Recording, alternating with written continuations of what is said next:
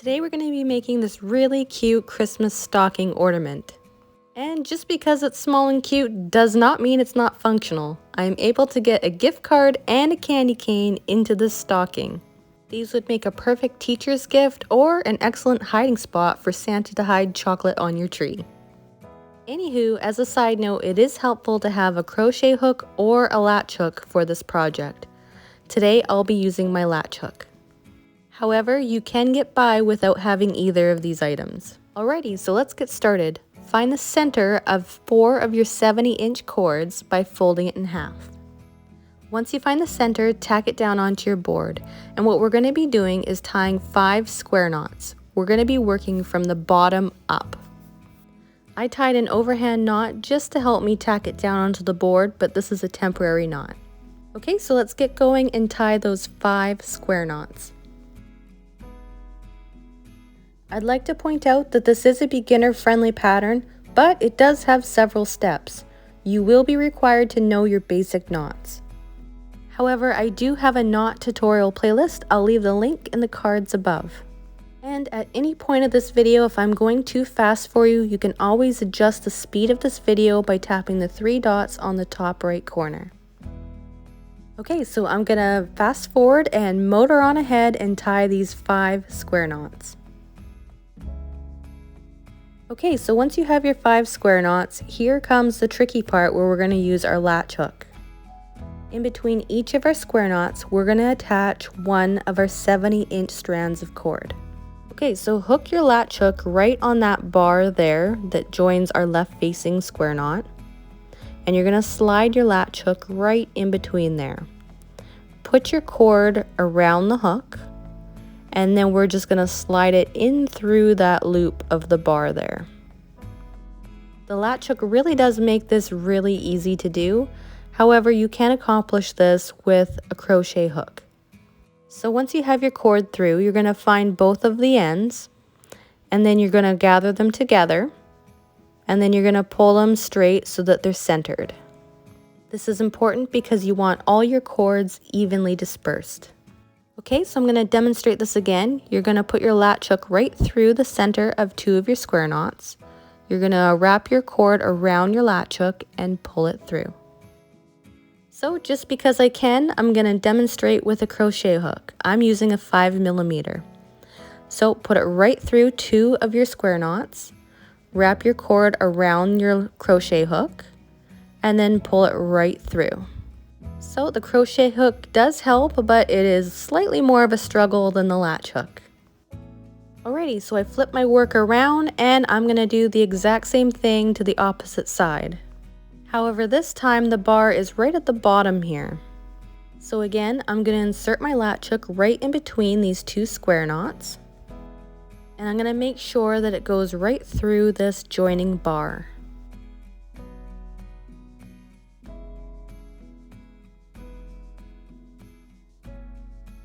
Wrap your cord around your latch hook and then pull it through the joining bar.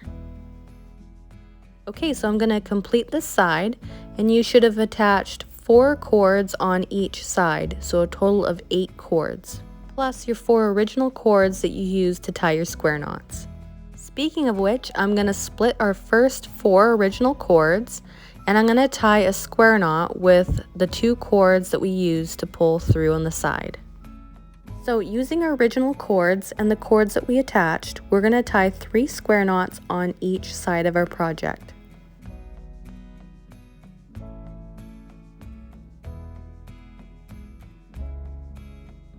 Okay, so 1 down, 2 more to go on this first side.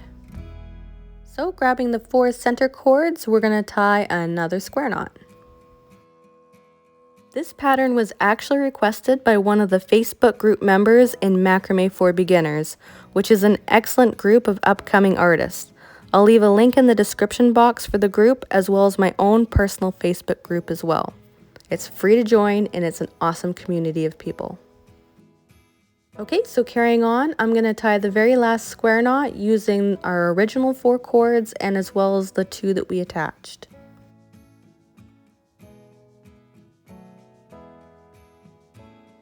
If you're enjoying this video so far, please hit that like button. That way it tells me that you like content like this so I can make more for you in the future. Alrighty, so flipping our work around, we're going to do the exact same thing we did to the first side. We're going to tie 3 square knots all the way across.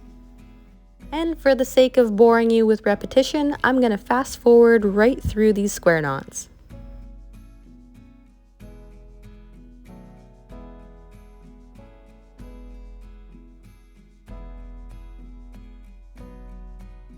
Okay, so that completed our first round, and now we're going to alternate. So we're going to take 2 cords from one side and then 2 cords from the other side, and we're going to join them together in another square knot. What we're doing here is we're building our stocking from the bottom up. So it will kind of take shape into kind of a cylinder type form, and it's going to be a little funny to work with. It's going to start bowing in shape. Okay, so like we were doing, we're going to grab 2 cords from our previous square knots and we're going to join them together. Okay, so I'm going to speed this up again, and what we're going to do is we're going to work our way all the way around.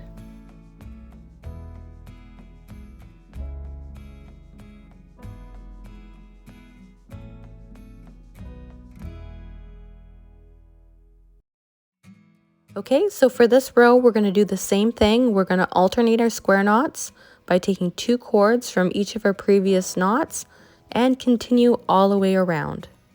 So just to recap, from our first 5 original square knots down the center, we're going to go around 3 times. So make sure that you went around 3 times because this is crucial for our next step. Alrighty, so now that we did 3 rounds of alternating square knots, you can really see the boot starting to form shape. Alright, so we're going to tack our stocking onto our board, and what we're going to do is form the toe part of our stocking. So make sure it lines up perfectly with our first original 5 knots. And just to show you with one I've already completed, what we're going to do is work on decreasing it right here. So making sure that it lines up with our original square knots, we're going to alternate again, but this time we're going to tie 2 square knots on top of each other.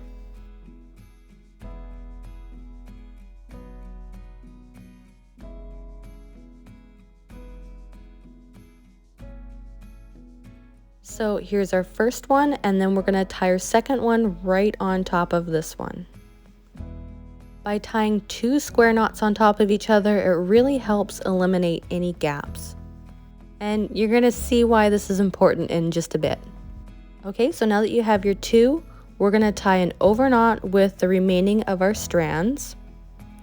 And then the very scary part, once you have that secure, you're going to snip off the ends.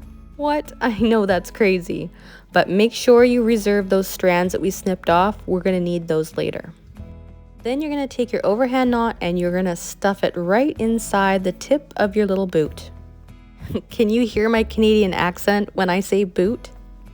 People have made comments that they can totally tell that I'm Canadian. Anywho, we're going to complete this round by alternating the rest of our square knots. So you know the drill, grabbing 2 cords from each side of our previous knots, we're going to tie another square knot. I'm actually on the west coast of Canada. I live in British Columbia, and we have been experiencing some pretty intense weather lately. In summertime, we had many forest fires, and in fall, we experienced severe flooding. We're actually in a state of emergency right now. I sure hope winter is kind to us. Alright, so after you complete that round, you should still have this long piece here that forms the toe section of our stocking. And now we're going to join it together by grabbing 2 strands on each side, and we're going to tie another alternating square knot. So just make sure you got 2 strands on each side here, and you're going to want to cinch this square knot a little bit more snug. That way you don't run the risk of having that overhand knot that we had tied slip right through.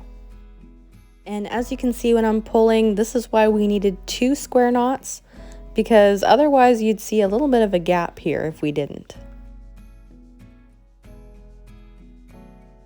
Okay, so I'm gonna flip this back on its side and we're gonna tie alternating square knots all the way around again. So essentially what I did is we eliminated 4 of our strands by tying 2 square knots and an overhand knot and then snipping it off. And we're gonna continue on in another cylinder pattern all the way straight down, going all the way around. So I'm gonna speed this up again and I'll meet you back when I'm done.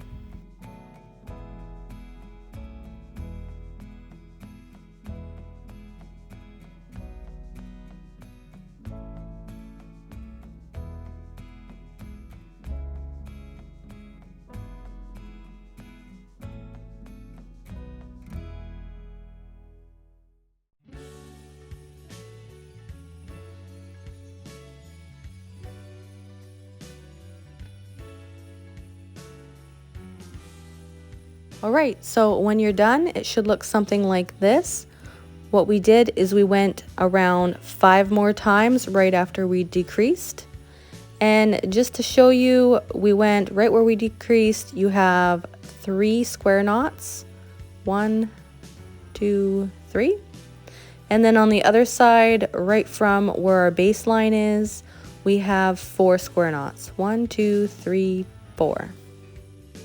So again, that was a total of 5 rounds after we decreased, and it's important that it splits in the back here.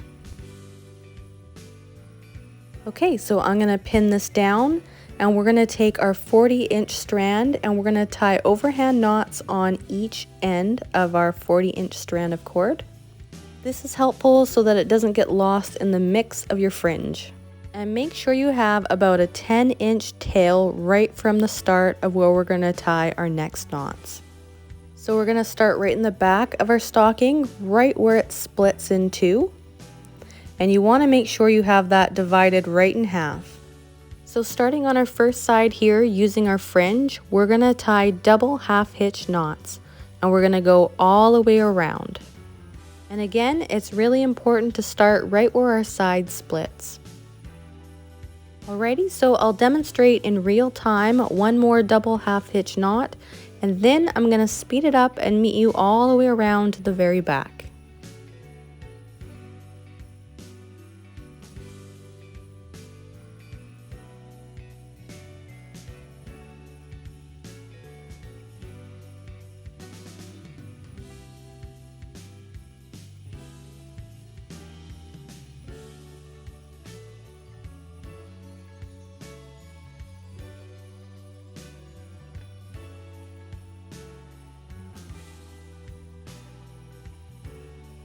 Okay, so now we're right back here where it splits, and what we're gonna do is we're gonna grab our 2 filler cords and we're gonna join them together with another double half hitch knot.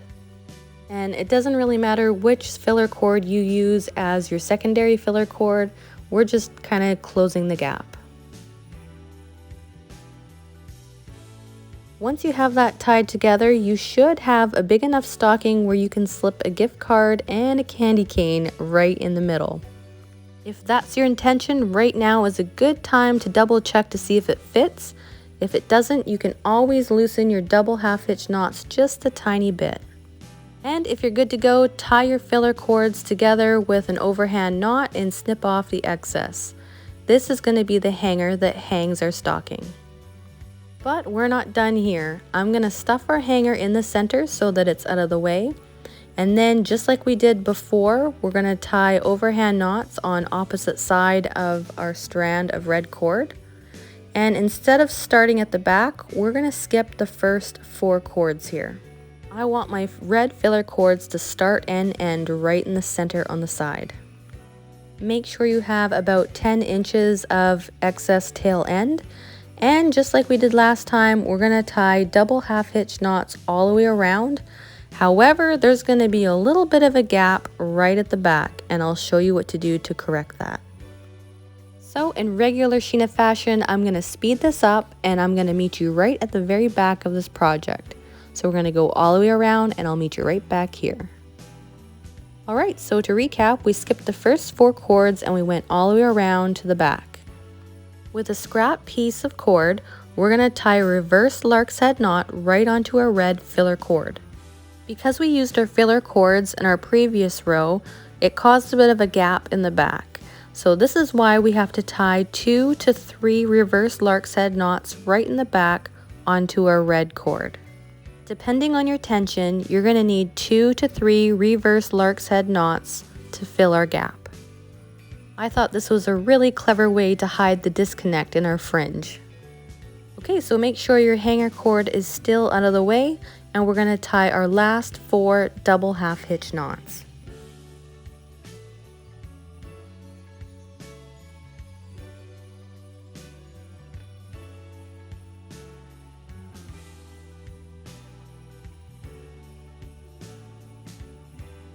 Once you've made it all the way around, we're going to take our red filler cords and we're going to tie a bow.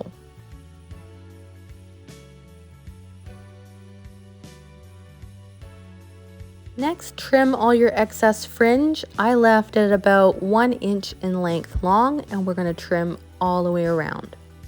Comb out your fringe, and if necessary, use fabric stiffener. If you enjoyed this pattern, I think you might also like my angel ornament. Tap the link on the screen and I'll see you over there.